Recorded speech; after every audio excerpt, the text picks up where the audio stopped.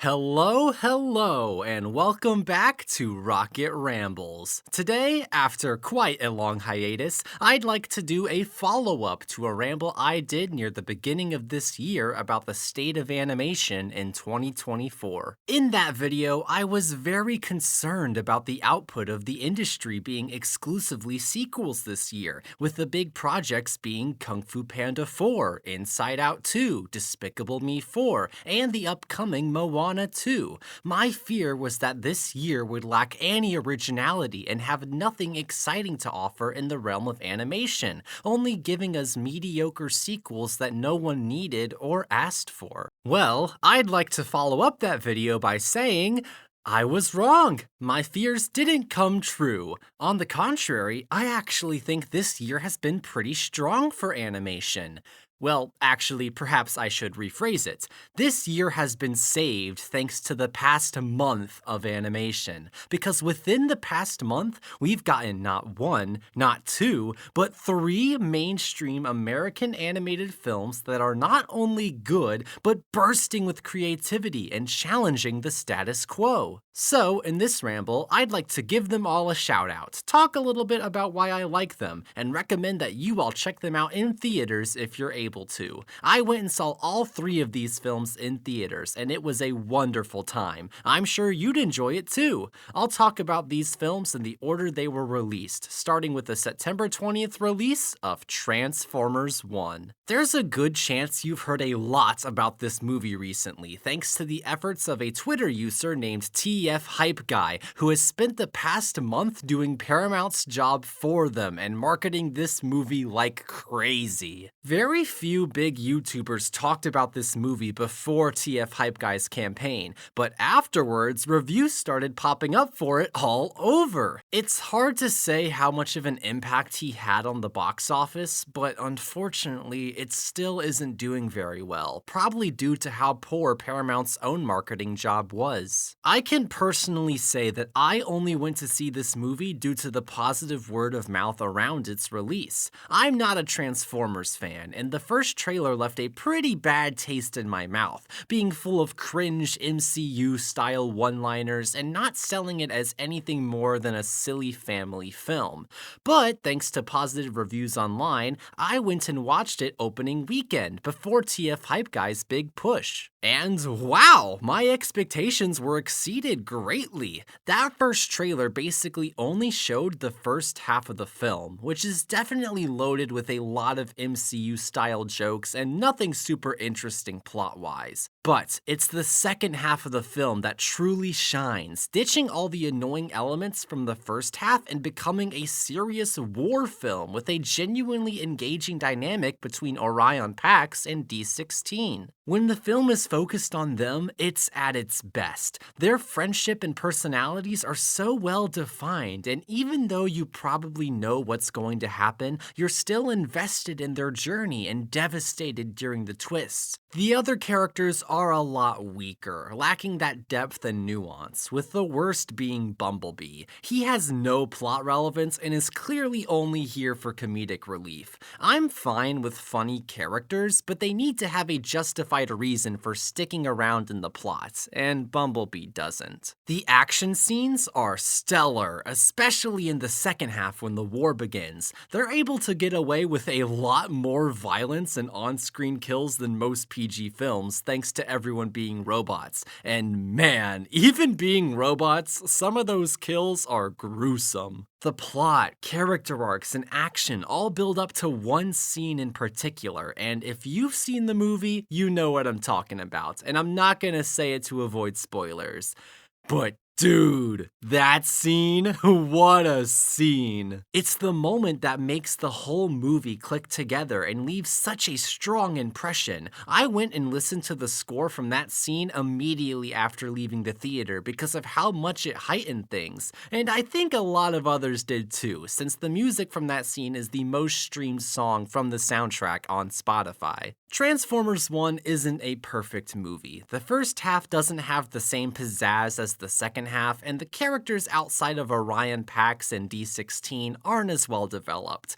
But man, there's still something special here, and even as someone who doesn't care about Transformers, I had a great time with it. I give it a 7 out of 10. Go see it for TF Hype Guy. Now on to the next animated film that released on September 27th. You know, if I had a nickel for every good animated film that released in September 2024 about a robot, I would have 2 nickels, which isn't a lot, but it's weird that it happened twice, right? We are talking about The Wild Robot, which is another entry in the list of films where DreamWorks decided to cook. DreamWorks is funny like that. Sometimes they actually try, and other times they make the boss baby. You just gotta roll with it. I briefly mentioned this movie in my previous Rocket Ramble, but at that point, no trailers had been released, so I had no idea what to make of it.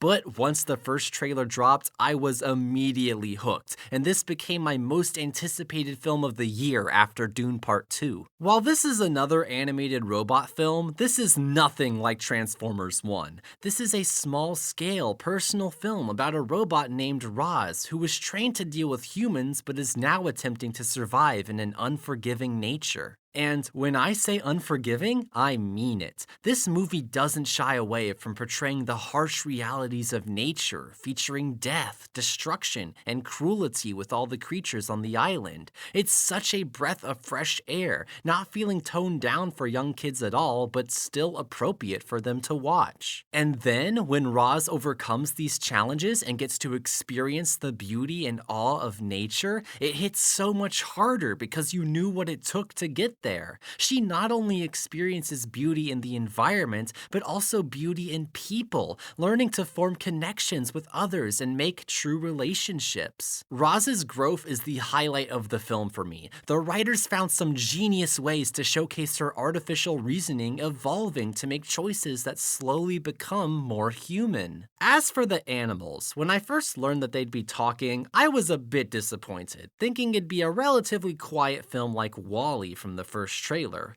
However, the talking animals ended up not being a bad thing. They used the dialogue to flesh these critters out more and make their bonds with Roz more heartfelt. My favorite was her dynamic with Fink, turning from one of manipulation to true care. I'm sure most people prefer her relationship with Brightbill, but personally, I found Fink to have a more interesting personality and arc. While I did love this movie and prefer it over Transformers 1, I don't think it's my favorite DreamWorks film of all time like it is for some.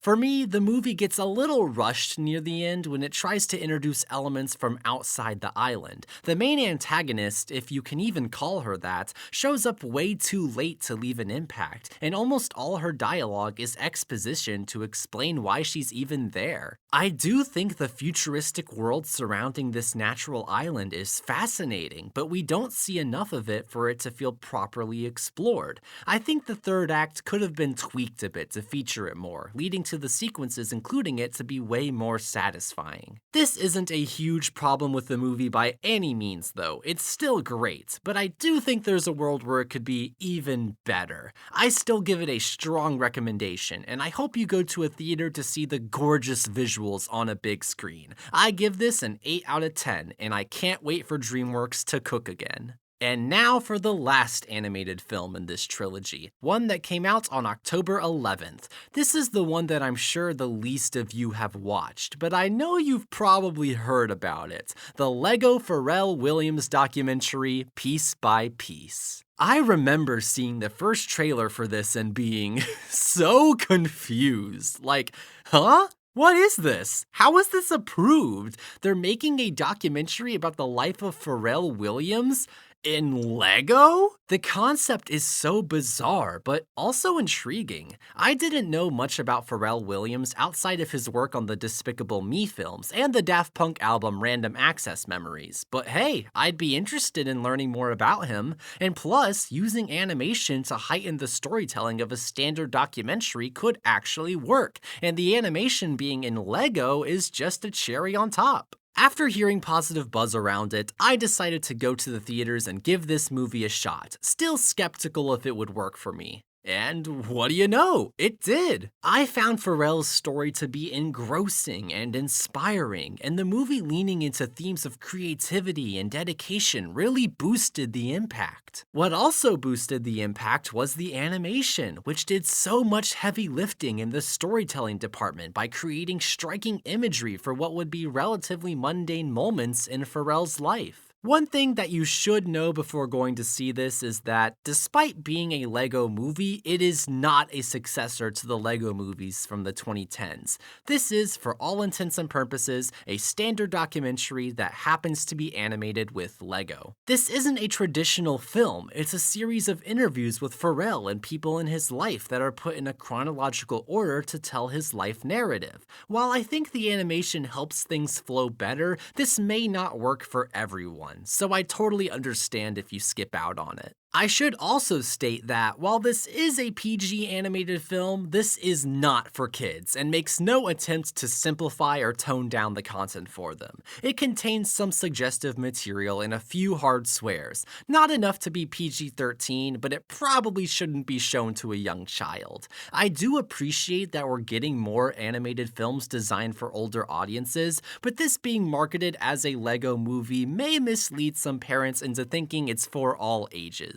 But if you aren't put off by any of these things, then I recommend you give this movie a shot. You may end up being surprised like I was with how much you enjoy it. I genuinely hope we get more animated documentaries like this in the future. It's super unique and really helps the movie stand out. I give it a 7 out of 10, and on my Lego movie ranking, I'd put it like right in the middle, above Lego Ninjago and Lego Movie 2, but under Lego Batman and the first Lego movie. And there we have it, the 3 movies that made this a fantastic month for animation. All 3 are mature, well-crafted, and actively resisting the current trajectory of Hollywood to produce mediocre franchise slop. They each bring something special to the table. Transformers 1 has gripping action and drama, The Wild Robot is overflowing with heart, and Piece by Piece tries something fresh and unique. I had a great time with all 3 of these, and watching them on a big screen was a delight.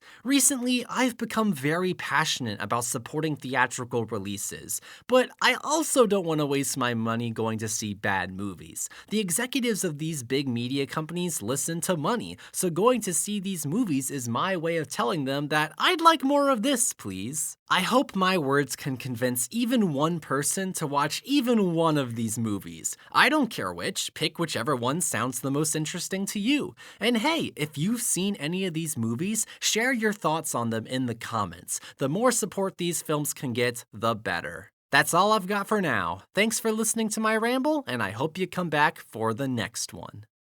Piece by piece, piece by piece.